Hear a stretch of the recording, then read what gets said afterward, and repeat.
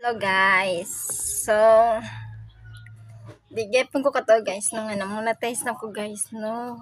Humanog 2 months sapit ko mo surrender guys kay namula akong dashboard. Grabe nagbaba grabe.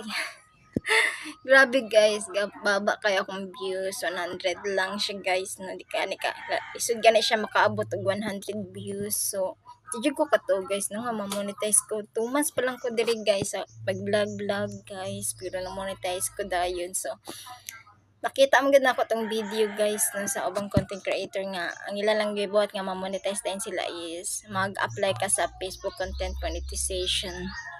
So mo lang to guys, gipalo lang nako to ilang mga tips dito guys na kadaha pud ko nag-apply. So first apply na ako is 1 month pa lang ko, April.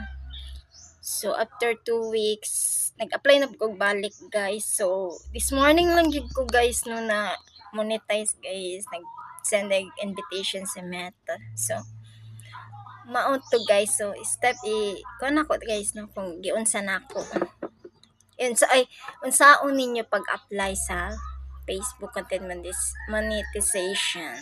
So first guys, mag-add ta sa atong account guys no. And second is kuha na to atong link, copy link na to. Then add dito sa Google na to or Chrome.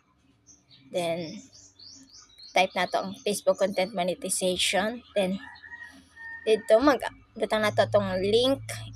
Ito lang tong pilapan guys, na pilapan lang nato na. Then butang na to atong link. Then mo na to guys. After 2 weeks, if mag-connect na sila guys, mag-message na sila sa mo if na eligible na ka. So, wala to siya guys, no? Happy lang ko guys. Thank you sa inyo guys. Thank you so much.